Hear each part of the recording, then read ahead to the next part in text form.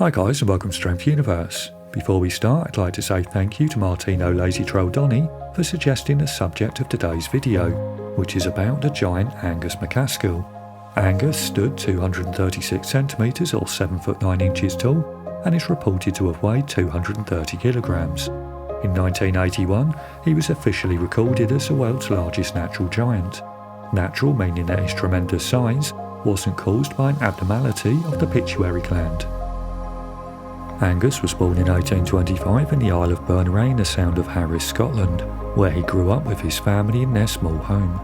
In 1831 they sailed across the Atlantic in search of better economic opportunities and settled in the fishing community of Englishtown, Cape Breton Island in Nova Scotia, Canada. Angus attended a one-room school where he was stated to be no larger than any of the other children. But in entering his adolescence, he began to grow rapidly, and at 14 he became known as an ant big boy. MacAskill was fully grown by 1849, when his agent reported that he was 7 foot 9 inches tall and weighed over 500 pounds.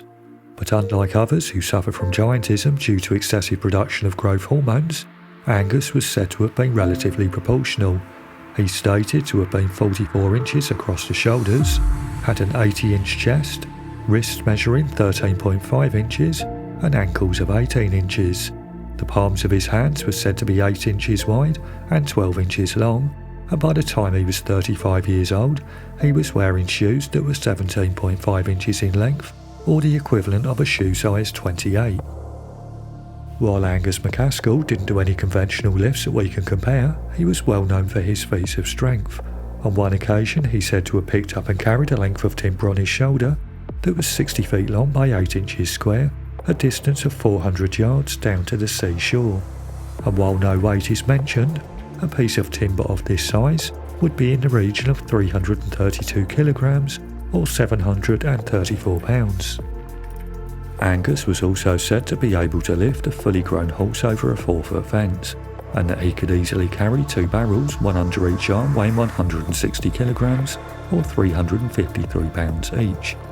He is reported to have picked up 45 kilograms or 100 pounds with 2 fingers and held it at arm's length for a full 10 minutes. But MacAskill's most famous feat of strength took place some years later. In 1849 he started a tour of America with P.T. Barnum's circus, appearing next to General Tom Thumb. In 1853 the giant toured the West Indies and Cuba. Around this time, word of MacAskill's size and strength reached Queen Victoria, who invited him to appear before her at Windsor Castle, after which she proclaimed him to be the tallest, stoutest and strongest man to have ever entered the palace, and presented him with 2 gold rings in appreciation.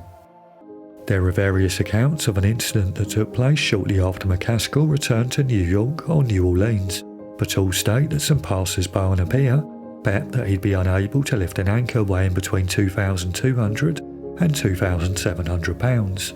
MacAskill easily lifted the anchor and walked down the pier with it, but one of the flukes caught in his shoulder and left him seriously injured. Although he recovered from his injuries, he was left with some long-term ailments. In the late 1850s, MacAskill returned to Englishtown in possession of a small fortune that he'd made while demonstrating his size and strength. He used the money to purchase farms, 2 grist mills, and establish salmon farming in a commercial enterprise.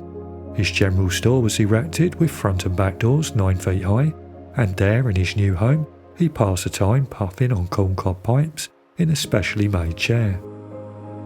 In the summer of 1863, MacAskill undertook a business trip to Halifax. During the trip he suddenly became ill and was returned to St Anne's, where his family moved him back to his parents' home. The doctors diagnosed a brain fever, and after a week of illness, MacAskill died peacefully in his sleep on the 8th of August 1863. In my opinion, the stories of MacAskill's feats of strength were born out of true events. Although it's clear that the weights and sizes of the implements became exaggerated through time, someone of his sheer size would naturally possess extraordinary strength, and during MacAskill's lifetime, he certainly would have been a sight to behold.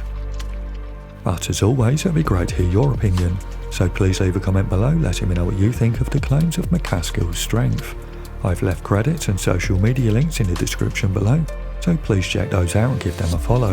And finally, if you're thinking about getting your testosterone levels checked, please see my affiliate links for Let's Get Checked in the pinned comment and description below, and use code UNIVERSE to get a 30% discount. Or alternatively, you can still help by simply hitting like, sharing the video, and if you haven't done so already, by subscribing. Thank you.